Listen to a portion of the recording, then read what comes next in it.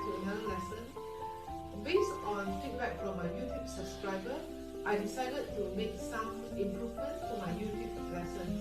Please watch this video all the way until the end, as this lesson will provide free learning materials and analysis for your revision. You can make screenshot along the way, and that is a good revision for your Grade 8 music theory preparation. Make sure you keep watching until the end of this video so that you will benefit your music theory learning. And the summary that I make in this video also cannot be found anywhere else in music theory books. Before I continue, please do me a favor to subscribe and click a like to this video so that my channel can continue to get sponsored by YouTube, and that will encourage me to publish more free lessons in future. If you have already done so, please help to share with your friends who can benefit from it. Now let's take a look on this piece of music. The key of this melody is in C minor, and many students ask me why there is a B flat in first bar, and in second bar the B becomes natural. The reason is very simple, because when we write a melody in minor key, we should use melodic form instead of harmonic form. Because in harmonic form, we only raise the 7th note in minor key. And when we play a melody that has 6th and 7th note going up together, like this piece of music in C minor,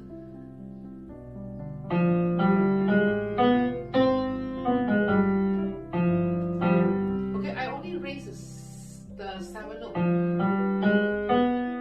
Okay, so there is the octaves or augmented interval that make this piece of music sound like a snake charmer music.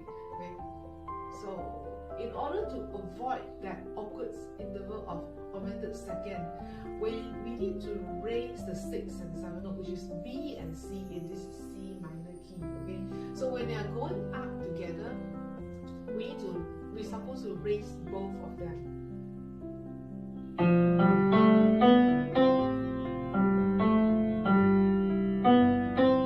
Then that will avoid the snake charmer effect. So when both of them are going down,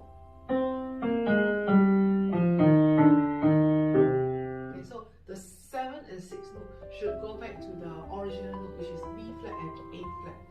Okay, so that explains why the first bar you have a B flat, because the B and A are going down together. Okay, so there are few more rules that you need to learn actually. A lot of students didn't know that in minor key you should use melodic form, and there are certain rules to follow. Okay, let's cover the rest of the rules in this lesson. And I made a summary of the rules for melody writing in melodic form. You will get a better understanding after watching until the end. Rule number 1, look at this melody. The 7th note is in red color, and this 7th note, I call it is being alone. Okay, and I would say it's alone because we don't see the 6th note before or after this 7th note in this melody. Okay, we only see B being alone. There is no A before and after this. Okay, so B is the 7th note and it is alone in this melody. So in this case, we need to raise it, okay, because it's being alone. Okay, so that's an important rule. And rule number 2, when the 6th note is alone, so-called alone is because we don't see the 7th note before or after this 6th note in this melody. Okay, so the 6th note is A. Before this A and after this A, there is no B. Okay, the 7th note is not before and after that. So this 6th note, which is A, need to stay as original note, which is an A flat. Okay, because in C minor it's supposed to have A flat, so it will stay as A flat when it is alone. Okay, in this melody. So rule number 3. Look at this piece of melody. This time the 6th and 7th note are going up together in ascending direction. So in this case, both 6th and 7th note need to be raised, okay, to avoid the augmented second, the awkward sound. Okay, that is the awkward interval. So anyway, you are not supposed to have any awkward augmented interval when you write a melody. So you need your teacher to check for you. Make sure there is no augmented, not only augmented second, augmented third, augmented fourth, augmented fifth. You should avoid all of them. Okay. Rule number 4, look at this melody. This time round, the 6 and 7 note are going down together. So in melodic minor form, the 6 and 7 note are supposed to be original note. So both of them are flattened. So in C minor, the A and B are supposed to have a flat. So when both of them are in descending direction, both of them need to be original, which is flattened. Okay, let's continue. Okay, until now, I think you should understand why the A and B have flats in the first bar, because both of them are in descending direction.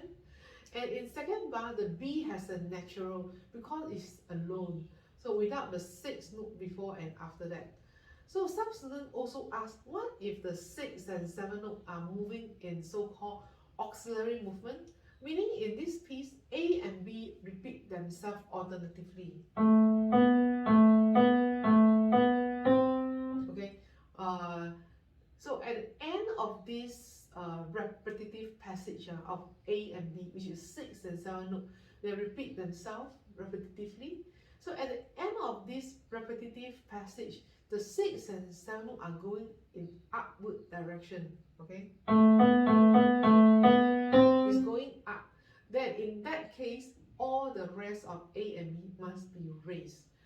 Okay, so but then if these 6 and 7 note are in downwards and in a downward direction, then both of them need to be stay as original note, which means the 7 and 6 note A and B are going down. At the end of this repetitive passage, B and A are going down. So both of them need to be original B flat and A flat. It's going down. So the rest of the A and B need to have flattened. And it's going down, okay? So 7, 6 become flattened when both of them are in descending direction. So above rules are very important for your grade 8 melodic writing in minor key. Okay, melodic writing in minor key. There are many other situations where you need to make decision whether to raise or not to raise the 6 and 7 note. So I would say you really need a teacher to mark your homework and to decide whether your accidentals are correctly done. Okay, so I hope this lesson is beneficial for your grade 8 music theory exam. I look forward to seeing you in next lesson. Thank you for watching. Goodbye.